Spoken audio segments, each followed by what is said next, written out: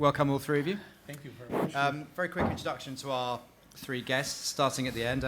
Carl Deal is the producer of Where to Invade Next. Among his many TV and cinema credits, Carl was the co-producer of Michael Moore's Capitalism, A Love Story, and archival producer of Fahrenheit 9/11. Next along, Rod Burleson is the film's executive producer, and those of you who've seen it will recognise him from the film as well. Rod was co-producer also on Capitalism, Love Story, and a producer on Sicko as well. Michael Moore, as you all know, is the director of Where to Invade Next, documentary filmmaker whose films include Roger and Me, Bowling for Columbine, Fahrenheit 9/11, Sicko, and Capitalism, A Love Story. Welcome. Thank you all three of you for very enlightening, playful, and in its own way, I think, disturbing film as well. I mean, thanks all three of you. A few questions from me before we open up to our guests here.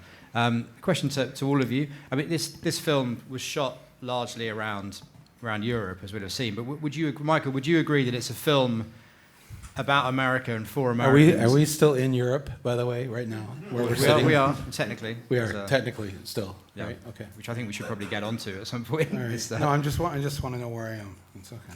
Would you agree, as much as any of your previous films, it's a film about America and for Americans? I mean, by telling us all the great things that French, Italians, Norwegians, Finns, and others have or do, I mean, the underlying reminder always seems to be that what Americans don't have or don't do. And did you decide that it was a more constructive, more effective, and maybe more playful way to say that and to discuss that? Well, I've spent over 25 years pointing out everything that's wrong with the United States. And I not only not have to point it out any longer to my fellow Americans, most Americans, the majority at least, get it. Most Americans by now know that the rich have gotten a lot richer. Everybody else is working harder and longer for less pay, less benefits, not much time off. And so to make another film, and I said this at the end of Capitalism, A Love Story, at the end of my last film, I said, I've said pretty much what I want to say here. I'm not going to keep making these issue films because the issues or what's wrong has at its core an economic system that's unjust, it's unfair, and it's not democratic. And until that changes, I could make these films till the cows come home. Is that an expression here? Yes. You still have cows, yes. Even after the mad business. Okay. All right. Sorry. I didn't know if it was a sensitive thing to talk about the cows coming home and people like, no more cows. I don't want them in my house. But I also think while we were here, while we were making the film, here meaning Europe, because I'm still going to refer to the UK as Europe. While we were making this film, though, we thought that Europeans would also love this movie because it's a reminder to you of the good things that you have. And to take a look at yourselves through the outsider's eyes. Yes, I know the problems. Yes, there's a lot of, in all these countries, including yours. But still, you came up with the idea of a national health service. No other country has this. And yeah, okay, so there's some problems. Fix them. Quit whining. Fix them. But they actually start to have a discussion about taking out a pair of scissors and cutting it up, and trying to create, as you already have in previous years, a two-tier system where those who have a little more money can get a little better care now. That wasn't the original idea. Because if everybody has to have the same services, that will, like in Finland, why they don't allow private schools. I mean, there are some, but it's illegal to charge tuition in Finland. So everybody's got to go to a public school, what we call a public school. And that makes so that the rich, those who have money, have to make sure those schools are damn good. They can't just pull their kids out and send them to a better school. I said to the head of the Ministry of Education in Finland, so you don't have a Harvard, you don't have an Oxford, or Cambridge, sorry, no offense.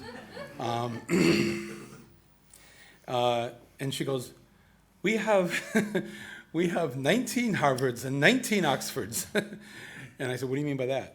Because every one of our universities has the same standards. And I thought, wow, what an interesting idea.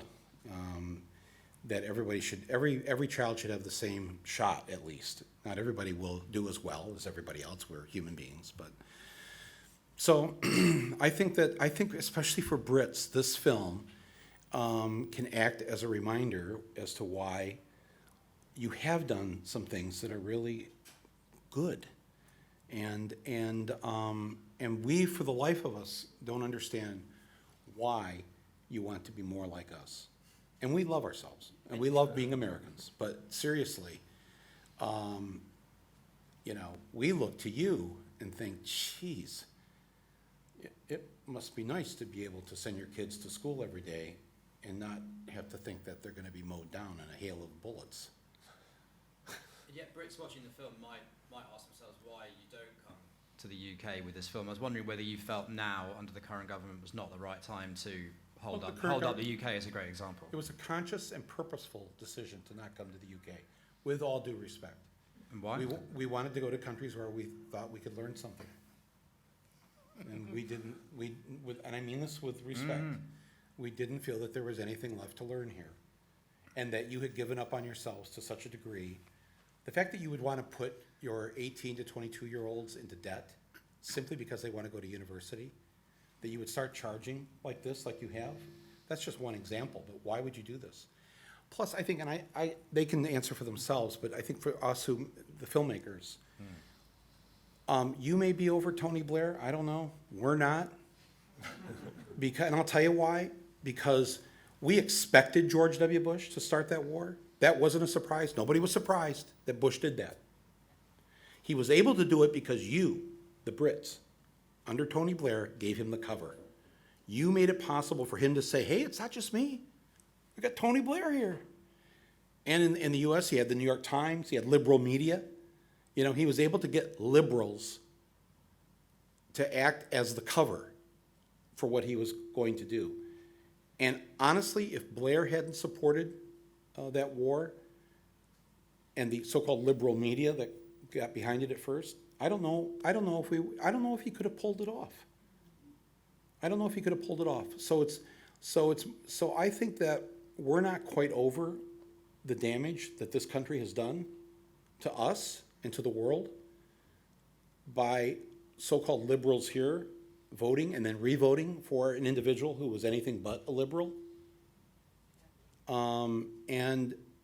So to come here and say, hey, let's go to the UK and see what we Americans can learn from them. It's like, no, this is a toxic place.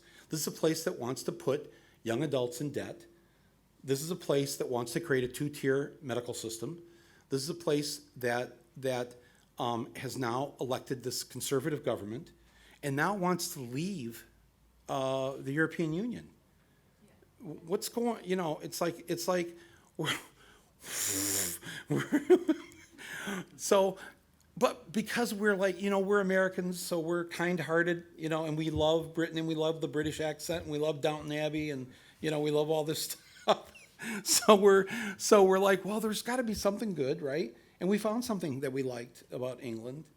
Apparently, your education system here a number of years ago, people started to get worried that your kids were starting to look like our kids, like as in overweight, and not eating the right food.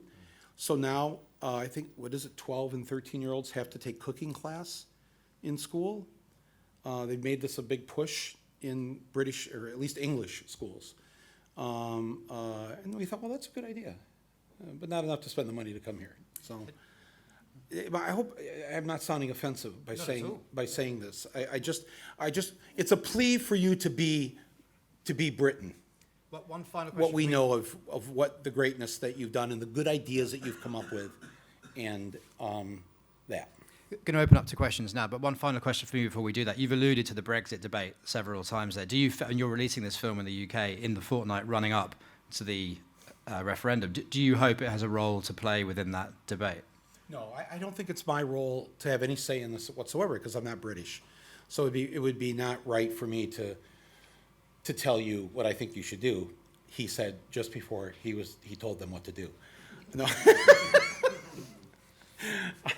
no, but I will say this. it does, from the outside, look strange. I mean, first of all, we can't vote to leave North America.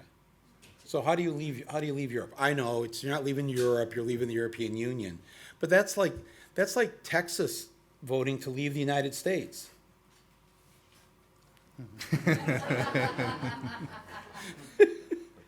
There's a first question there. If I could get the microphone there, then there's another one there on the. I want to point out too, Carl is an Oscar nominee. He and his producing partner Tia Lesson made the Katrina documentary, Trouble the Water. I just wanted to give him his props for that. Hello, Michael. I'm Maísa Monção. I'm Brazilian, and I watched your movie in the premiere in Toronto, so it's been a long time since I went to talk to you. So I don't know if you're aware of Brazil politics right now, but we suffered... Mosquitoes, that's all we know. We suffered a coup d'etat. Our news is all about being afraid. About a month ago, so I'm afraid I have to read. It's very quick. So it is clear that the executive branch of the U.S. government favored the coup, as some of our politicians now in power demonstrated their loyalty to Washington. My question is, do you think that U.S. still support non-left governments in Latin America? And do Americans want to invade Brazil next? Well, Americans never think about Brazil other than at carnival time, and they'll run 10 seconds of footage of you in some incredible swimwear. That's about all we ever hear about Brazil. I know it sounds like I'm being funny, but if you know anything about us or our media, know that we don't have international news. We don't know. I mean, seriously, if I walk down the street in any American city right now and said Brexit, absolutely, I'm convinced, right? Who would know what the hell I am talking about, right? So most Americans don't even know that this vote is happening. So what's going on in Brazil, we've been told to be afraid of the mosquitoes that are going to give our babies small heads, and that's about it. And then every now and then they'll interview an Olympic athlete and ask them if they're going to go to the Olympics. Does the American government support left-wing governments in Latin America? Of course it doesn't. It never has. In fact, our history is to overthrow left-wing governments in Latin America. So I'm just stating the obvious, sir. Thank you. Ladies and gentlemen, you're watching Hey You Guys! Hey You Guys, huh? Hey, you guys. Is that from the Goonies? It is indeed, yes. Nice. Hey!